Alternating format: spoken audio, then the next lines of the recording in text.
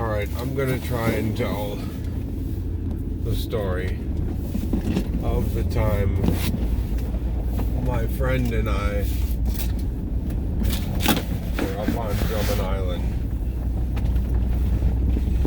We got jumped, or almost got jumped. I have a lot of really interesting stories. They don't all have to be dreams. I figure I can tell some of these things. It just feels good to talk sometimes. Even if there's no one currently around to listen.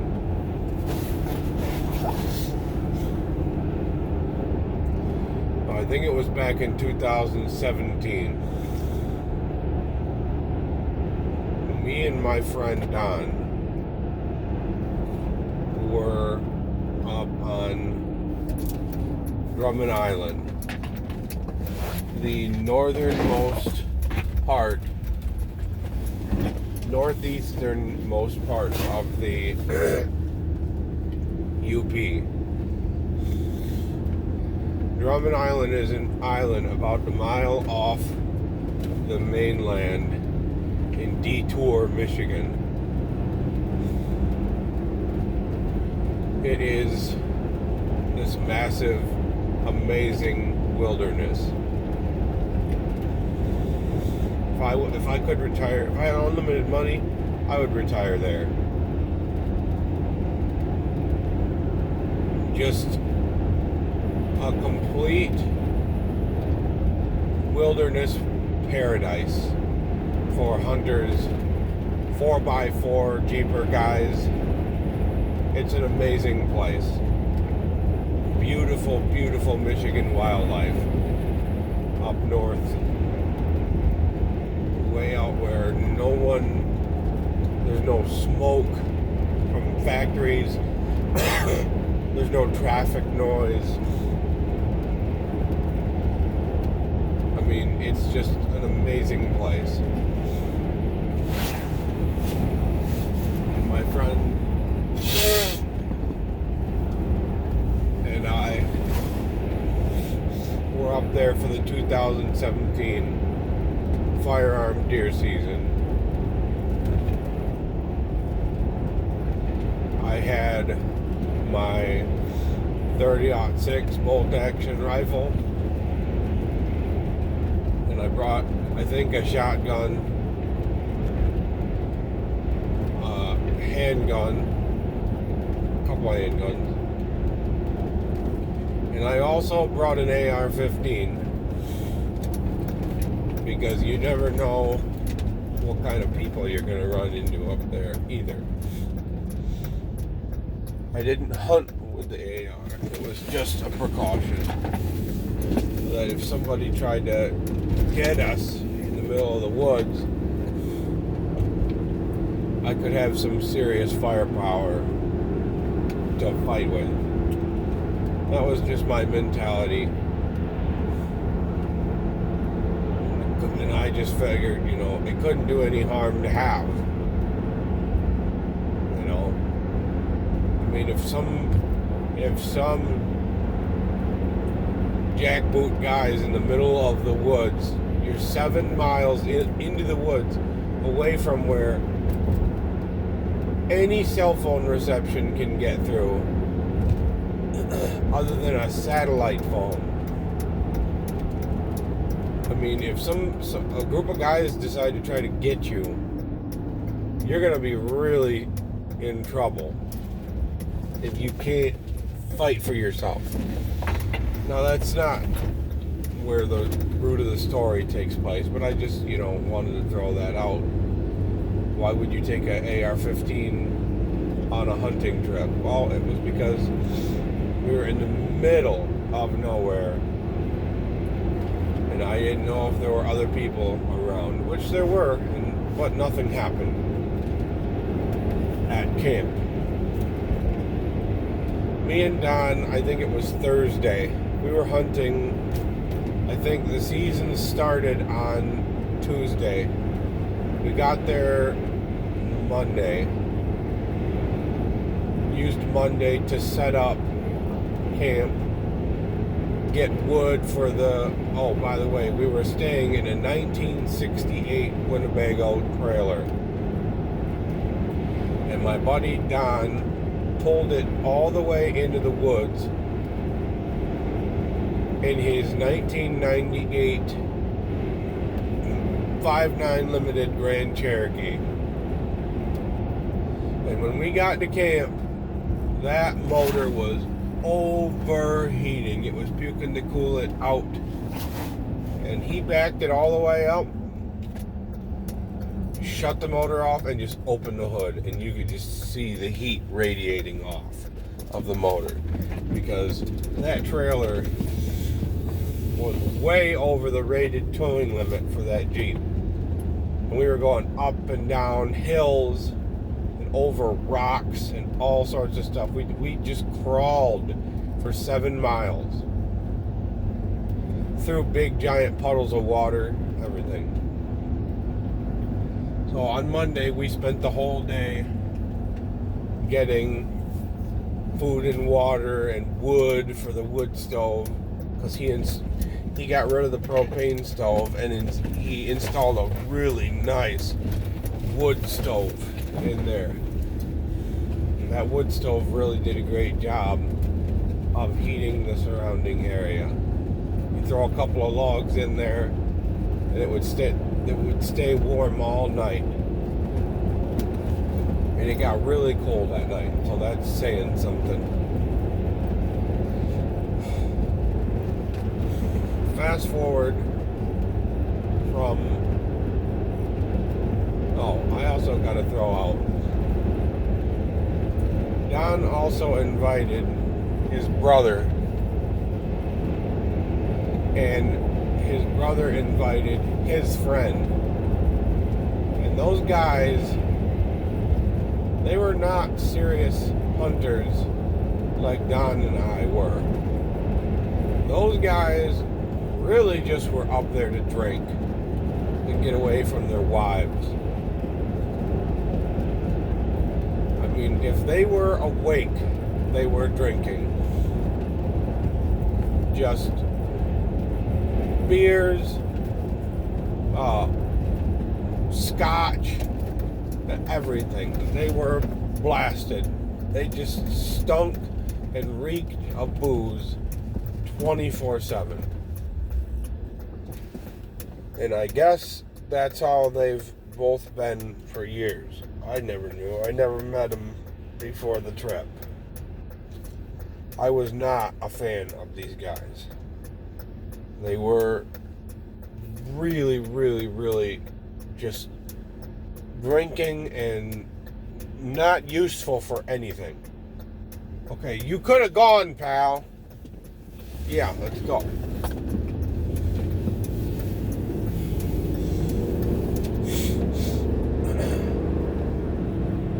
They were not useful for anything. When it came to cooking or anything, they tried to cook something once, and their idea was to cook. I was gonna do these chicken thighs in the oven with some sauce, and I had already done it once like that, and they were really good. The skin got nice and crispy. It was really, really delicious.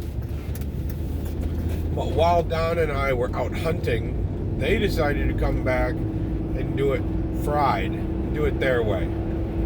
Well, they didn't have any like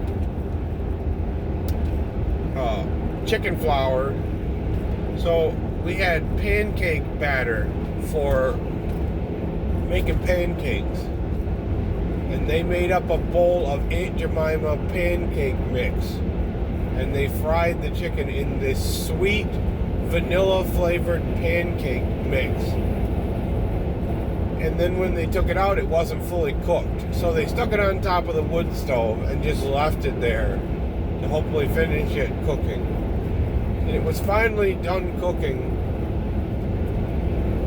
And I ate some of it, and I had like really bad stomach cramps and diarrhea the next day. So I don't know what they did to it. But the whole time too that they're cooking, he's dipping the chicken in the pancake batter, and he's just got this goop, the pancake goop, dripping off of his hands right onto the floor.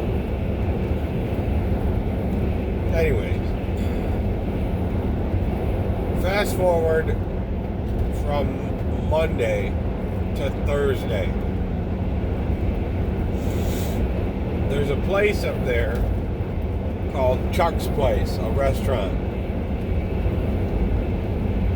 It's like one of the only places that you can get Wi-Fi and phone service and use a toilet, wash your hands with actual running water. And I was looking forward to that because we've just been using hand sanitizer and scrubbing our hands clean with like the icy, gritty snow. Wasn't a lot of options for washing your hands. The only other time you could wash your hands is if you volunteered to do dishes. But Thursday, the plan was we were all going to come in from hunting. We were all going to go to meet at Chuck's at like 5:30. So Don and I met together on the trail. We drove back to, like, we came out of the woods and met up on the trail. And we went back to the trailer, got our, made sure we had our money, and I grabbed my concealed handgun, made sure it was loaded, and we took off. And the drunks were not at the cabin, or not cabin, the trailer. I keep wanting to say cabin. So we thought, all right, they actually got something right. They understood the assignment, and we're going to meet them at Chuck's. It's always safer, too, when you travel with your friends. There's more than just, not trying to say, like, oh, somebody could get you, but from the standpoint of if you have a breakdown, or, you get lost, there's always more safety in numbers, even if they're drunk. Well, we go to Chuck's, they're not there. Okay, whatever. I had their all-you-can-eat fish special. It wasn't that good. It was not as good as the fish that I make, even. It wasn't like local, fresh, white fish. It was just, they probably bought that fish at Walmart. Anyways, we get done eating, and I had thoroughly enjoyed getting on the Wi-Fi and sending hearts and kisses to my fiance at the time, Emily. Well, by this point in time, it's dark out. Oh, what are you doing there, dude? Okay. You stay. At this point in time, it's dark out. We get in the Jeep, which this Jeep was extremely capable in the 4x4 department. It was just indestructible, felt like. We start out on the trail. We're talking. And we're on our crawl back to the trailer when we notice all of a sudden some people pop up out of nowhere off of a trail. and they're following us. And they followed us. And Don just said, you know, there's a lot of other places that they could have got off. I don't like this. I think they're following us, the way that they're driving. So there's a trail up ahead. I want you to turn around and watch to see their lights. I'm going to get to that trail and we're going to turn off there. We're going to get away from these guys, just as a precaution. He said, all right, ready? I said, yeah. And I mean, we're slamming into these big holes and bouncing over rocks. And he's like, we get to where the trail is. And he said, can you see their lights? And I said, no. So we turned off on that trail and shot up a ways. And I see their lights go by in the rear view mirror. I'm like, all right, I guess they weren't after us. Nothing wrong with taking a precaution. But we waited a few minutes. And I mean, it is so dang dark up there. We waited a few minutes, backed it up, and got back on the trail. At this point in time, I'm keeping my head on a swivel just because this is crazy. Don said the number one danger up here is angry drunk people, because that's all people do up here is drink. So we get back on the trail and we're trucking along, and all of a sudden these guys, same truck, they pull off of a trail out of nowhere. They had their lights out and they pull out behind us, and they're following us again. And Don said, this is bad. This is very suspicious. There's one more trail, because they're winding and weaving and following us. And Don just said, there's one more trail up ahead, about a quarter of a mile. We're going to do the same thing. I'm going to pull off onto it.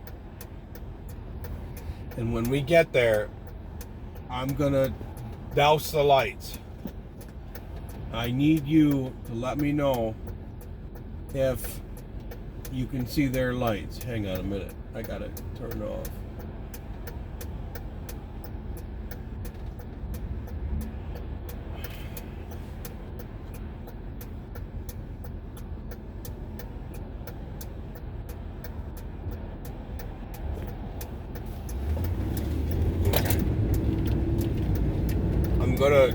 I'm gonna cut off onto that trail and douse the lights.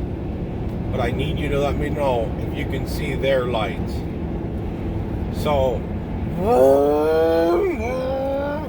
now we're really going fast. And Don also threw out,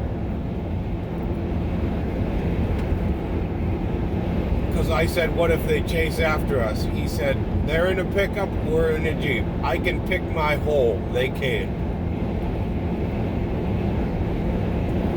So we're slamming, this time he's really on it. We're slamming into these big holes, because there's no road. It's just dirt and limestone and big puddles of water. There's just always standing water on the trail. So we're slamming into these holes and bouncing over rocks, going way faster than I would have dared to go in the pitch black dark.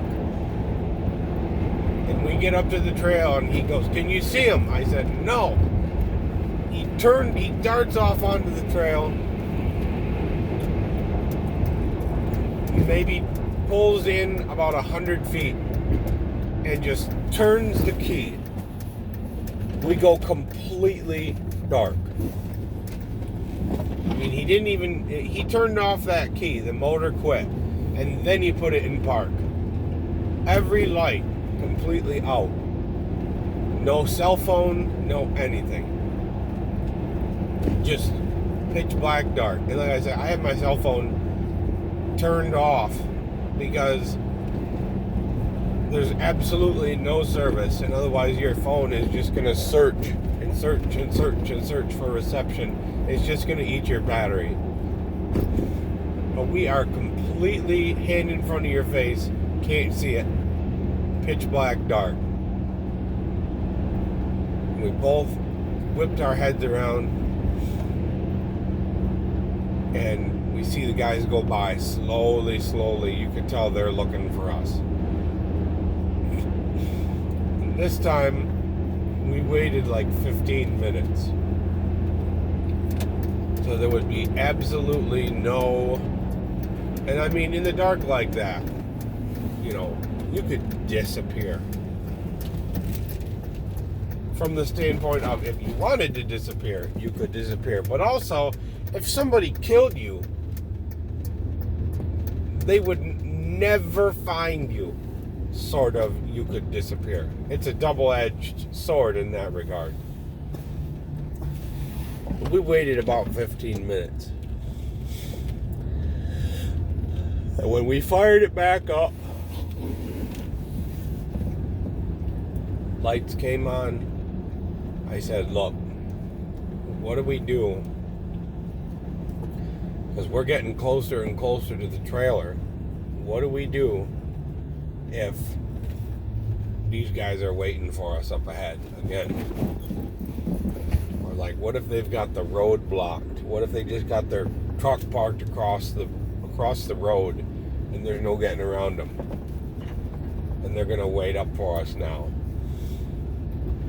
And he just looked at me and said, "Well, then you draw your weapon." Until that point on, my heart is just pounding. I'm like, oh man, this could get hairy. But we got to get back to the trailer. I mean, we're 6.5 hours away from home, and all of our stuff is up in that trailer. Money, guns, a ton of stuff. We couldn't just abandon everything. And plus, the drunks were up there. Can't forget about the drunks. But this time around, we both kept our heads on a swivel, and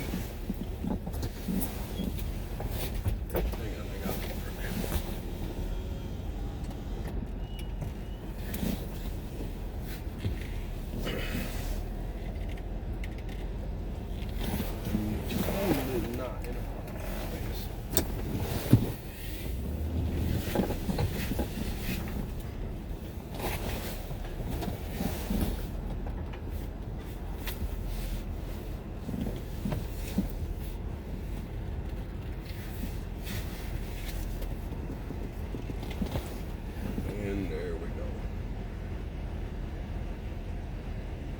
Easy does it.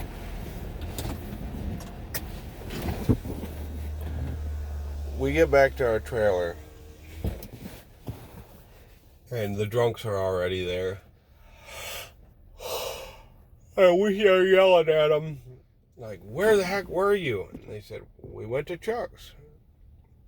We're like, "We were supposed to meet there at 5:30. They're like, "Well, we were hungry." And just, dismissed it immediately.